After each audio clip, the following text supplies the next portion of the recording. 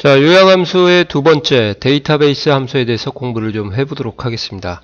자, 데이터베이스 함수라는 것은 D로 시작을 해서요. 저희가 데이터베이스다 그렇게 해서 이니셜을 쓰는 겁니다. 보시는 것처럼 dsum, daverage, dmax, dmin, dcount, dcounter가 2급에서 제시된 데이터베이스 함수예요. 그럼 데이터베이스 함수의 용도는 뭐냐? 용도는 딱 하나로 말씀드리기는 어렵고요. 한마디로 얘기하면 조건과 기본 함수들의 만남이라 보시면 되겠습니다. 조건하고 합계가 만나면 dsum이고 조건하고 평균을 만나면 daverage고 dmax, dmin 이렇게 되는 거죠. dcount는 개수는 개수인데요. 숫자 열만 센다는 거 꼭 좀 알아두시고요. 나중에 다시 한번 말씀드리겠습니다. dcounter도 개수예요. 근데 숫자와 문자를 모두 셀 수 있다. 거기에 포커스를 좀 두셔야 될 것 같습니다.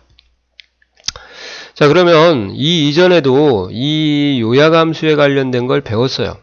SUMIF, SUMIF, AVERAGE IF, AVERAGE IF, COUNT IF, COUNT IF 이렇게 배웠는데 왜 또 이 함수를 또 배워야 됩니까? 용도가 똑같은 거거든요. 동일한 결과를 표시하는데 그 이유는 일단 시험에서 요구하니까 배우는 거고요. 첫 번째는요. 그렇게 공부를 하셔야 될 것 같습니다.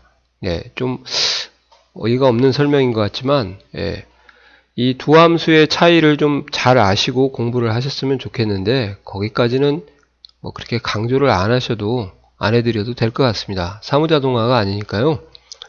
그래서 어떠한 특징을 가지고 있고 어떤 인수를 구성하고 있는지 거기에 포커스를 좀 두시면 좋을 것 같고요. dcount하고 dcounter는 좀 전에 말씀드린 것처럼 두 함수의 공통점은 빈셀을 세지 않는 거예요. 그리고 별도의 계산열이 없다. 단지 숫자만 세냐, 숫자 문자 모두 세냐 거기에 대한 것을 차이점을 아시고 공부를 하셔야 됩니다. 중요합니다. 다시 한번 설명을 드릴게요. 자, 그러면 구성에 가서 한번 공부를 해볼게요. 데이터베이스 함수는 인수가 3개인데 먼저 설명을 드리고 그리고 나서 정리를 다시 해드리겠습니다. 자, 직위가 사원인 기본급의 합계를 구하라는 문제가 나왔어요. 함수는 합이죠. 그러니까 썸 계열이다 그렇게 아시면 되고요. 기본급이 합계의 범위가 되는 거고 직위 사원이 조건이 되는 거예요. 조건 플러스 합이 결국은 최종적으로 되는 건데 물론 SUMIF라는 함수를 사용하셔도 결과는 똑같죠. 이해 가시나요? 그래서 SUMIF에 는을 해서 버릇 쓰인다고 제가 말씀을 드린 것 같습니다. 앞에서. 자, 그러면 이제 SUMIF를 쓰지 말고 dsum을 한번 써보도록 하겠습니다. dsum. 처음에 오는 요 범위가 바로 데이터베이스라는 범위인데요. 이 데이터베이스라는 건 정의가 뭐냐? 첫 행의 제목이 오고 데이터 나열이 세로로 긴 표를 우리가 데이터베이스라고 합니다. 그래서 꼭 알아두셔야 될 게 유일하게 제목을 포함하는 함수가 뭐냐? 이게 바로 데이터베이스예요. 그러면 기존에 있는 모든 함수들은 다 제목을 뺍니까? 다 빼세요. 그래서 유일하게 제목을 포함하는 함수가 뭐냐? 데이터베이스 함수고요. 다음에 기능 중에서 유일하게 제목을 빼는 기능은 뭔지 아세요? 조건부 서식입니다. 그래서 함수는 데이터베이스만 제목을 유일하게 포함하고 그 다음에 기능에서는 조건부 서식만 제목을 제외한다. 그래서 처음에 오는 건 데이터베이스라는 제목이고요.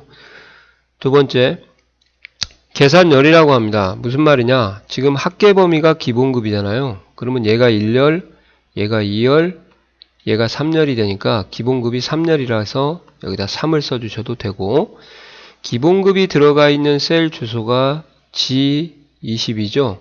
그래서 G20이라고 여기다가 써줘도 되고요. 다 3개씩을 제가 만들어놨죠. 그 다음에 큰 따옴표를 열고 기본급이라고 제목을 직접 써도 됩니다. 도움말에 가면은 이렇게 나오는 도움말들이 있고 이렇게 하면 이제 필기 실기를 같이 해야 되는데요. 실기 같은 경우는 제가 생각하기에는 열번호를 써주는 게 나중에 브이로그 할 때도 유리할 것 같습니다. 이렇게 해서. 자, 근데 질문이 가끔 들어오더라고요.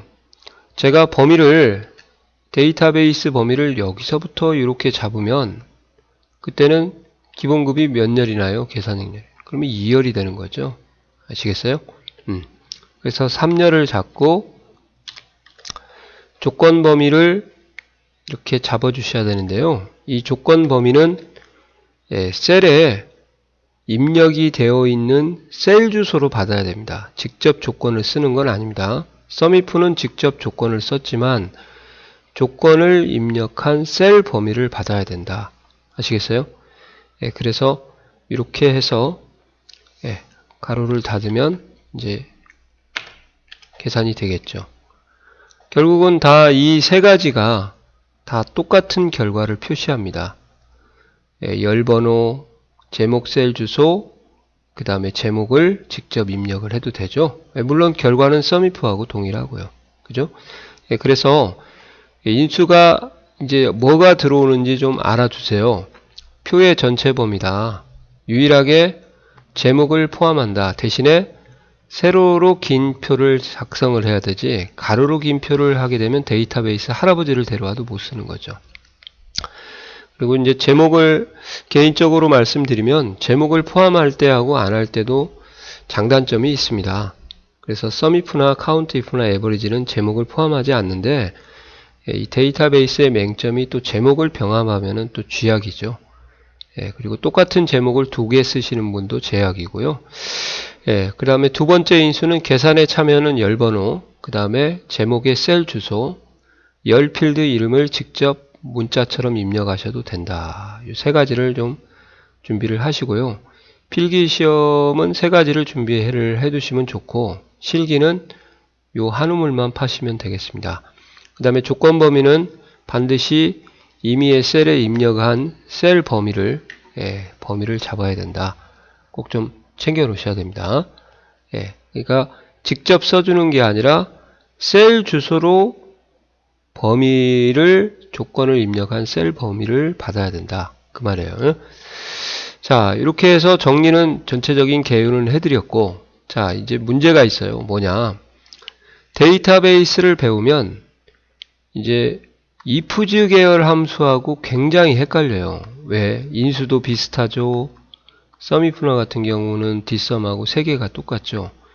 그리고 이제 용도까지도 똑같아 보니까 이제 많이 헷갈려라 하는데, 제가 그래서 데이터베이스 함수하고 도식화를 좀 해놨습니다. 데이터베이스 함수는 처음에 유일하게 제목을 포함하는 전체 범위가 오는 거예요. 그래서 첫 행에 제목이 나오고 데이터의 나열이 세로로 기면은 저희가 데이터베이스다, 그렇게 얘기를 하고, 두 번째는 조건 범위를 이렇게 잡아주시는 겁니다. 조건 범위를 이렇게 해서 잡아주시면 되는데, 제가 왜 여기를 제46이라고 했죠?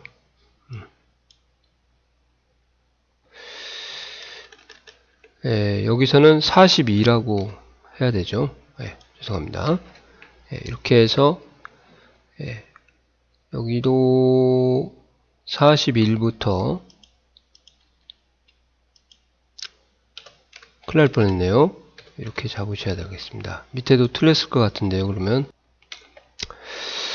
자, 이런 식으로 항상 이렇게 잡아야 되고요. 여기는 계산열이라고 제가 그랬죠. 그래서 셀에 별도 입력된 조건 범위를 세 번째 인수에 사용된다. 그 조건 범위 작성하는 방법이 새로 안 가르칩니다. 이미 고급 필터에서 했어요. 그래서 고급 필터에서 조건을 입력하는 방법하고 데이터베이스의 세 번째 인수하고 똑같습니다. 아시겠어요? 이런 형태를 가지고, 그리고 SUMIF 같은 경우는 어떤 형태를 가지냐, 주로 전체 범위가 오는 게 아니라 한 열이 와야 되죠. 한 열이나 한 행이 오고요. 또 한 가지 특징은 얘네들이 이제 SUMIF가 좋은 게 세로로 길던 가로로 길던 다 사용할 수가 있어요. 그게 이제 SUMIF의 장점입니다. 그래서 주로 이제 SUMIF를 많이 쓰는 거죠. 직장에서도. 이렇게 한 열만 잡아서 조건 범위를 잡고요. 그리고 조건을 직접 입력을 해야 돼요. 그러니까 이 부분이 많이 어렵다고 하죠. 그 다음에 합범위도 높이를 댈 수 있으면 동일하게 잡아주시면 되죠. 그러니까 썸이프 같은 경우는 i가 들어가니까 기둥이다 생각을 하시면 좋을 것 같아요. 그래서 한 열만 보통 잡는 게 일반적인 특징이다. 그렇게 알아두시면 될 것 같습니다. 이렇게 하면 조금 덜 헷갈리지 않나요? 그래서 도식화에 대한 것을 좀 설명을 드렸고요. 본격적으로 이제 문제를 한번 풀어보도록 하겠습니다. 상설 유형을 한번 풀어드리도록 할게요.